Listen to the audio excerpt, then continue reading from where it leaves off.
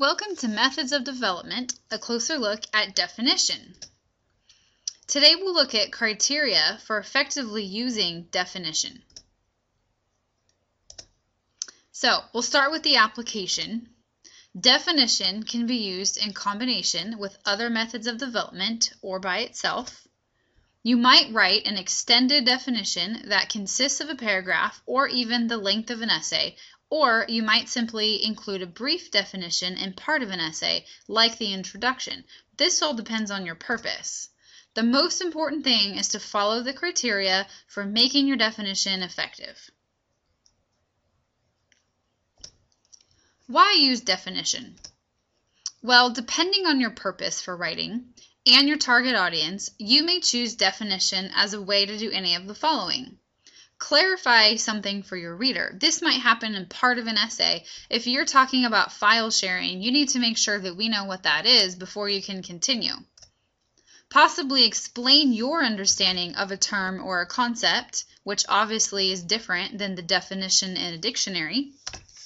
Persuade your reader that your definition is accurate or appropriate. Bring an appreciation or new viewpoint regarding something familiar to your reader, in other words, a different way at looking at something. Or even entertain your reader. As a 10th grader, you might decide to write an essay on what is a freshman, and it might be quite entertaining. So, what should I define? Well, you might pick a word or a phrase like a class clown or a teacher's pet. Maybe an abstract idea, something that is hard to put into words, and you might pick something like love, family, success, or strength, where you really do have to flesh out what it really means to be successful. And this goes beyond, again, that dictionary definition.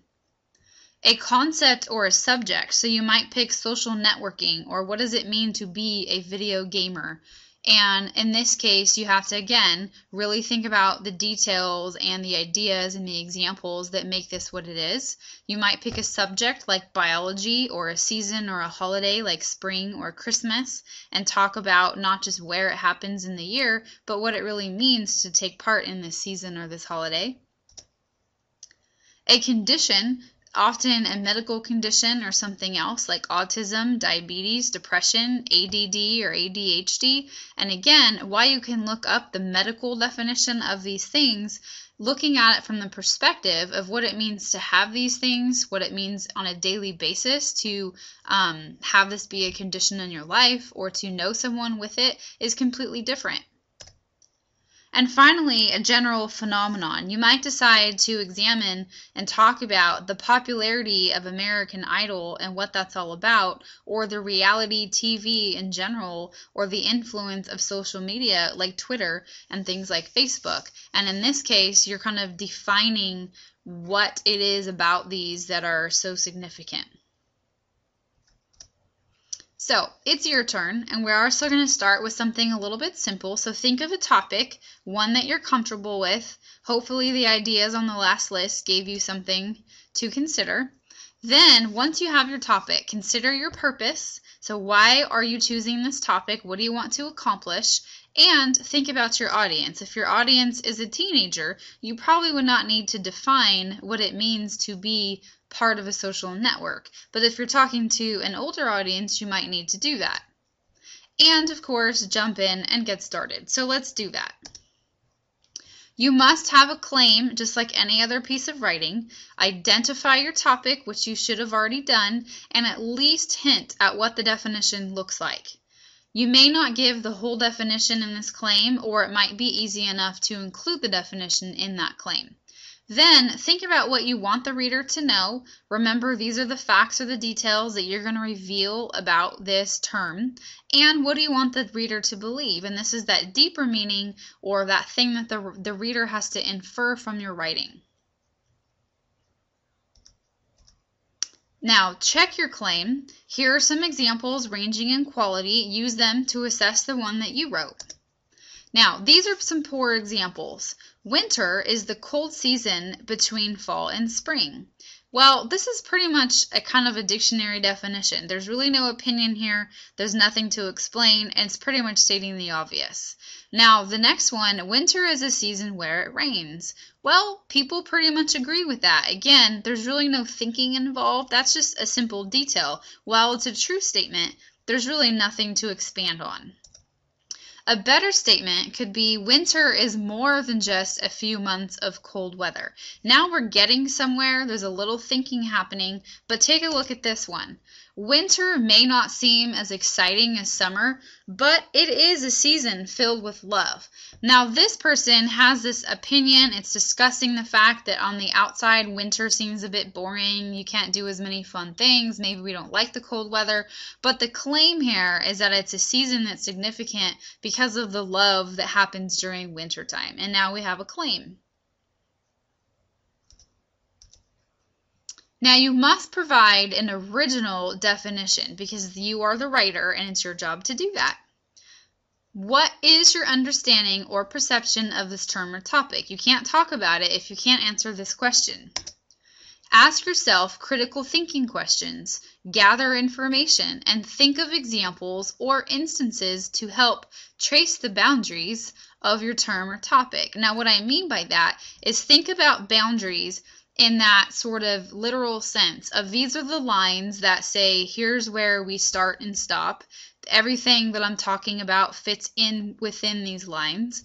And so given that, you have to really take your topic and you have to flesh it out in a way that we can talk about what it is, what it isn't, how you know you have it, what if you don't, what's the cause, the effect, and of course then we're getting into other methods of development too.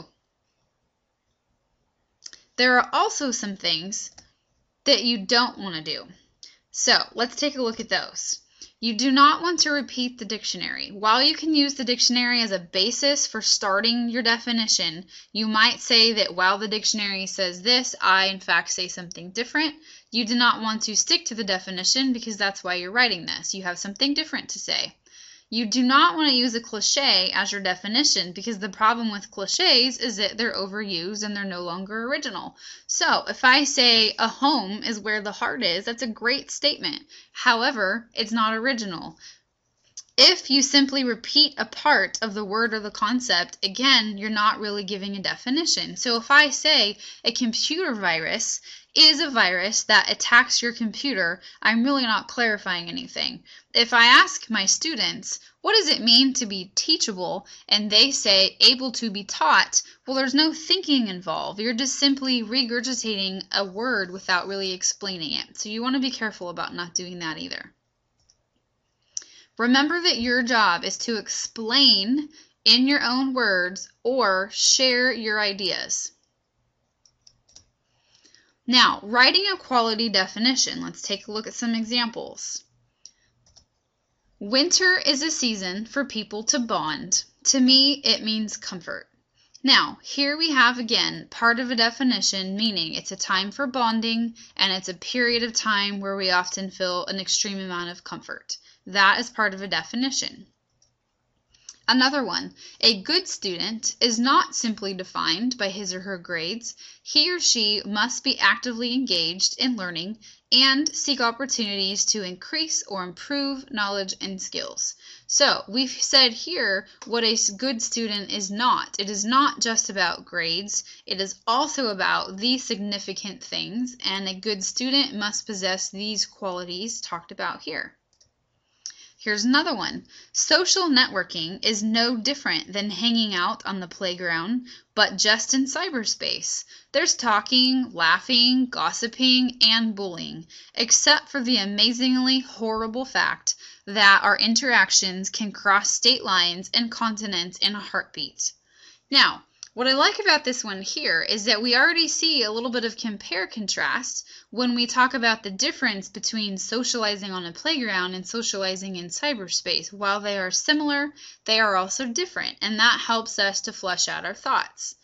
Also, we kind of get into the believe, which is sometimes a bit tricky. It seems here that this particular writer seems to be hinting at an idea that maybe sometimes social networking is a negative thing by this idea that while our socialized time can spread quickly and easily, the fact that it can include negative things and spread quickly and easily can be a bad thing too. Most of all, your paragraph must support your claim, in other words, help prove it, and it has to develop your definition in order to be thorough. Do you have a thoughtful definition demonstrating some critical thinking on your part? Have you explored your topic enough to thoroughly trace the boundaries?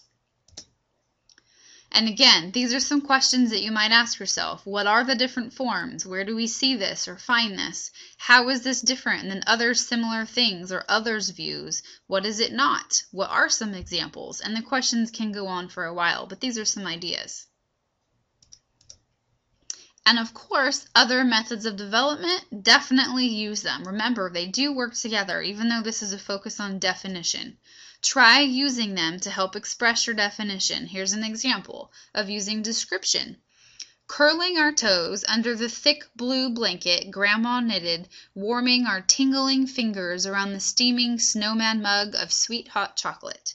Again, going back to that original claim of winter being a time of comfort and bonding, this definitely helps to show that, but using a description. Another one for exemplification. An example of when I bond with people during winter would be like boarding with my friends at Heavenly Ski Resort. Another example of compare-contrast could be, unlike the hot days, getting caught for perfectly shaven tan legs in short shorts, I actually look forward to wearing flannel bunny pajama pants to cover my unshaven pale legs. And here we have that contrast between the clothing and the mentality we have in summer, the pressures of looking good in the summer, and the comfort we have in winter. And don't forget, we have others, so try some of these: narration, cause and effect, classification or division, and process analysis. The most important thing is to remember that they work together. Choose the ones that work for you, and make sure that you really, truly think critically about your topic and express all of your thoughts. Good luck!